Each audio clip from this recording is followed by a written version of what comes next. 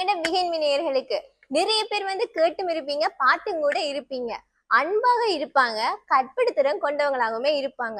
இதை விட பெரிய விஷயமே தேவையற்ற சண்டைகளுக்கு வந்து போகவே மாட்டாங்க. உதவியல் செய்யறதுல இவங்களை மிஞ்சிட யாருமே இல்லை. யாராவது கண்டுபிடிச்சிட்டீங்களா?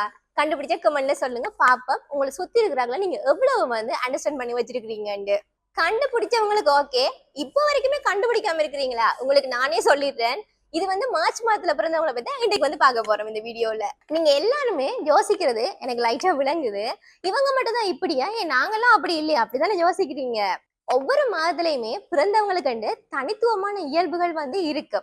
அதுலதான் இந்த மார்ச் மாசத்துல பிறந்தவங்களை பத்தி, அதுவும் இந்த 2026ஆம் ஆண்டு இவங்களுக்கு எப்படி இருக்க போகுது அப்படின்றத வந்து பார்க்க போறோம். இதே மாதிரி சுவாரஸ்யமான விஷயங்களை வந்து உடனுக்குடனே வந்து தெரிஞ்சு கொள்ளணும்னு சொன்னா எங்களோட பிஎம் தமிழ் ஸ்ரீலங்கா சேனலை வந்து யூடியூப்ல வந்து சப்ஸ்கிரைப் பண்ணி வச்சிருங்க. அதே மாதிரி அப்படியே ஃபேஸ்புக்குக்கும் டிக்டாக்குமே ஒரு ஃபாலோவையும் வந்து கொடுத்து வச்சுக்கொள்ளுங்க.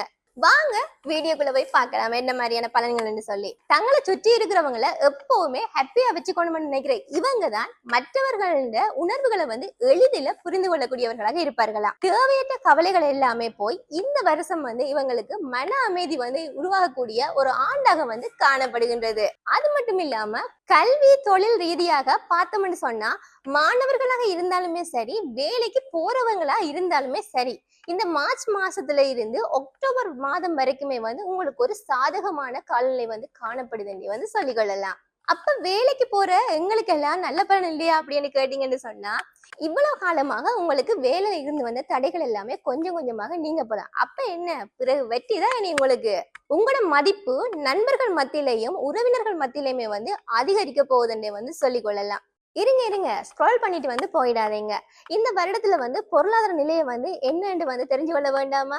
வாங்க இப்ப என்ன மாதிரியான பொருளாதார நிலைன்னு வந்து உங்களுக்கு தெரிஞ்சு கொள்ளலாம். அதை பத்தி தான் வந்து சொல்ல போறேன். கொஞ்சம் கவனமா வந்து கேட்டுக்கொள்ளுங்க. இந்த ஆண்டுல நிதி ரீதியாக ஓரளவுக்கு வந்து நல்லாவே இருக்குமென்னு சொல்றாங்க. யாராவது புதுசா முதலீடு ஏதாச்சும் செய்ய போறீங்கன்னு சொன்னா கொஞ்சம் திட்டமிட்டு சரியா யோசிச்ச பிறகு இந்த முடிவுகளை வந்து எடுத்துக்கொள்ளுங்க. போதும் இதுக்கு மேல உங்களை நான் போர் அடிக்க வைக்க விரும்பவே இல்லை. ஸோ டக்குன்னு வீடியோவை முடிச்சிடுறேன். இன்னும் ஒரு காணொலியூடாக உங்களை சந்திக்கும் வரையில் உங்களிடமிருந்து விடைபெறும் நான் உங்கள் ராகவி. மறக்காம லைக், கமெண்ட் அண்ட் ஷேர் பண்ணிடுங்க. டாடா, பாய் பாய்.